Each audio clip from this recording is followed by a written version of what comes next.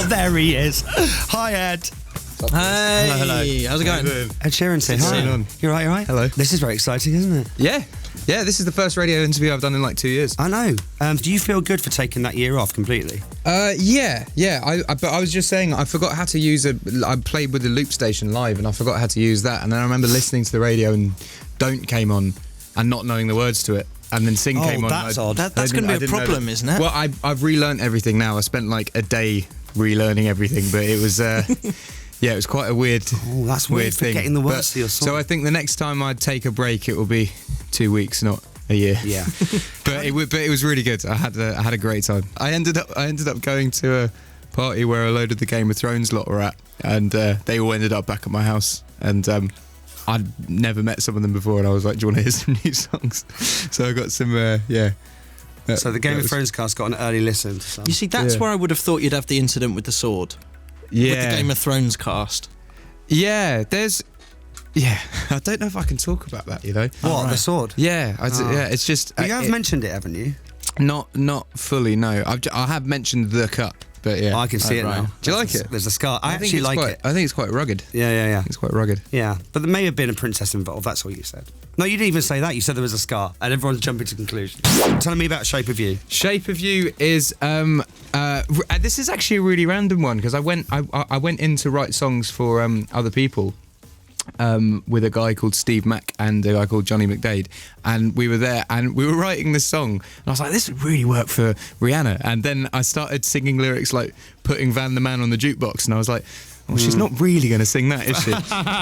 and then we sort of decided halfway through that we were just going to make it for me. And this came like really, really late. This was the last song that was finished, and I just didn't put two and two together that it was even going to be on the album at all. I just kind of wrote it, and I was like, oh, that was fun, because the whole album being called Divide, there's like it's a schizophrenic album. There's lots of weird different sounds, so I wanted to pick the two that were furthest away from each other and release them, so people got an idea that it wasn't, because I think if I'd released Castle first, people would think it was a U2 record, and if I released that first, people would think it was a Rihanna record. So it's confirmed that the album's called Divide. Yes. That was my next question. It is, because obviously all we've seen is the picture and the symbols, so we weren't 100% sure if it was how you pronounce it. Yeah, well, the reason I think people thought it would be because it kind of looked like a minus symbol, and then it kind of went into. I think people thought both, but the whole point was Shape is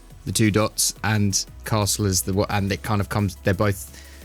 In my head, it worked. Right? Is it true you spent a week with an Irish folk group? Yeah. Is that right? Yeah. They're called Bioga. They're from Northern Ireland. They are really, really talented, and they came to my house to stay, and we made some songs. One of them, two of them have made the record actually, and it's very it's jammy. It's folky. Yeah. So you had them stay in your house? Yeah. Well, I had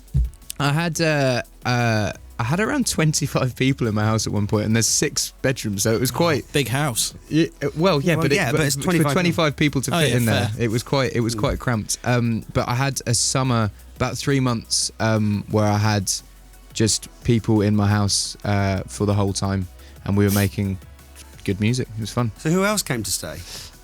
Fuse ODG and his crew. Cool. It's fun. Who else? Big Nasty came down. Anyone else? I got the Queen Mary 2 boat over and built a studio in that, and because Benny, who made the album, refuses to fly, so we got a boat over, and that was like a boat. And it was one of those things where I got on, and one, we weren't allowed to eat because you have to have a suit. The Queen Mary 2. Yeah, the boat. Yeah. It's right. It's Sorry, like Titanic. You said that so casual there. It's like the Titanic, but 2, like. What did you have to wear? You have to wear a dinner jacket to go to eat. Also, like you pass the place where the Titanic sunk, and they're like, "Oh, now, folks, we're passing the place where the Titanic sunk," and you just see loads of people go and take pictures of the sea. Excellent. Well, wow. how do you know that was the place? But it just sounds like you've had so many cool stories writing the songs for the album. Yeah. Would you say that being on that boat and writing on there was the best story around the song on the album? Or the best experience for you? No, the best experience. I wrote a song in Tree, which is the Ghanaian dialect, and I wrote that in Ghana Fuse's house with all his mates, and that was probably the most fun experience because like being in the studio with someone like Fuse, it's just a party the whole time. They drink this thing called Shocker, which I won't tell you what's in it, but a lot of stuff's in it, and they drink that while they're in the studio and just go nuts the whole time and just play Party time. the song on repeat, Right. full volume for that was probably the most fun I've had making a song. That was really, really good. I feel at some point today I'm going to wake up and this is all a big dream because now Alan Shearer seems to have turned up as well. Hi, Alan. Good morning. This is great. It's great, eh? Good fun. Ed, you're a big fan of Alan, right? Yeah. What's it like going to the football with him? That was great. It was great. The pies we just I heard about this, right? Inhaled pies. Yeah, did you shun the food in the fancy box and went for the pies instead? Yeah, how did you know about that? I just heard. I'll tell a story about Ed. It's a couple of years ago. I have a foundation that we have to get someone come and perform for us every year, and I got Ed's number off a friend, so I texted him. And I put his name in my phone thinking I'm never going to hear back from him. 5 minutes later, I put my phone down and my phone rang and I said to my daughters, I said, oh, will you just grab the phone for me? And my daughters picked my phone up and they went, my God, Dad, it's Ed Sheeran calling you. Did you take many photos and videos from your year off, or did you just steer clear of that as well? Like not watching it all through a screen? No, I got a couple. I went whitewater rafting in Fiji, and they had a photographer that came with that. You know, like they have just a guy on the boat with a waterproof camera that takes pictures, and at the end they sell it to you at a lot. Was that the scariest thing you did? I don't know if I could do that. No, oh God. So I was in Queenstown, and they were like, should we go on a bungee jump? And I was like, I guess when in Rome, but I'm terrified of heights. And last minute, everyone said, okay, yeah, I'm not up for it. And I was like, oh God, I'm going to do it. See if it cures my fear of heights. And for the next month, I just had dreams of just falling. Awful. But did you do it? Yeah, I did do it, yeah. It was horrible. But the thing How do is, you walk off the edge? The thing is, the guys that do it are like 17, 18, and they like mess with you a little bit. Like they like grab you and go, like, and push you. It's really bad. No, that was probably the scariest thing I did. I also put my foot in a boiling geyser in Iceland on my birthday and melted all the skin off the top of my foot. Oh my God. Yeah. If you put those headphones on, you'll be able to hear some of our listeners now. We thought we'd get some stories from them to see how they compare to your life. So first off, it's Harry. Hi, Harry. Hi, Scott. Hi, Chris. It's Harry here calling. Just wanted to share a story with Ed, if that's all right. Okay. I'm not going to give you time to say no. So, Ed, when I was 17, it was my first year of college, and I actually ended up using my student loan to buy flights to LA. I thought, why not? It's a cool place. I've always wanted to be there. And then I ended up meeting the rapper Exhibit, and we got on so well that he actually invited me to go fishing, which I promise you is a true story. And I don't think that I could actually ever beat that for the rest of my life. Have you got a random story yourself? Exhibit. Isn't it mad that rappers love fishing? Do you remember fishing with Exhibit? Dappy was on the front cover of like Fishing Weekly. He loves it. Yeah. Okay, but you are the ultimate story topper. So top Harry's one with Exhibit. That's pretty good. On my gap, Peter Jackson, the guy that does the Lord of the Rings films, he collects World War I planes.